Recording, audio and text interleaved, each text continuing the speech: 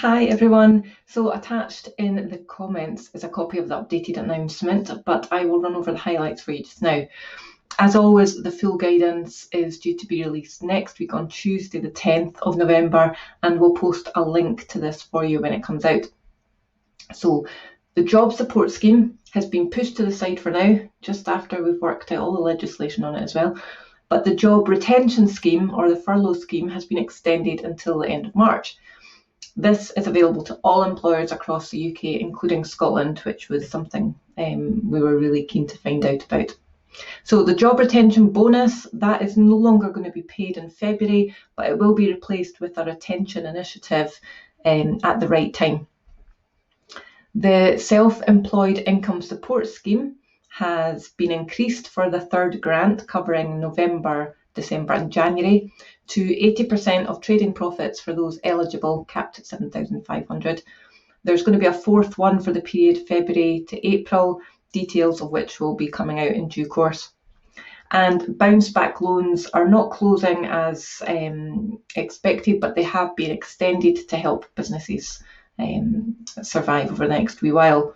So just to focus a little bit more on the job retention scheme, or the furlough scheme, so employers will have the flexibility to use the scheme for employees for any shift pattern, including full-time, and will pay out 80% of salary for hours not worked, up to a maximum of £2,500.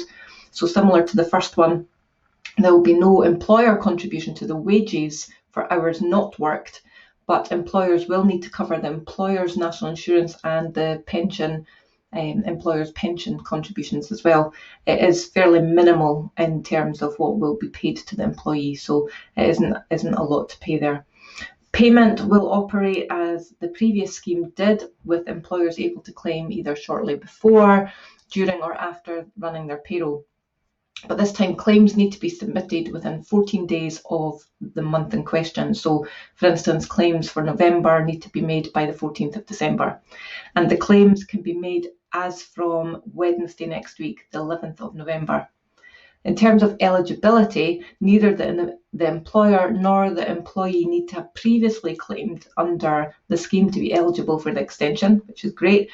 So the employer can claim for employees who were employed and on their payroll PAYE system with an RTI submission to HMRC by the 30th of October, which was just before the scheme extension was announced. Hope that makes sense. As always, check the comments for links to further updates. Speak to you soon.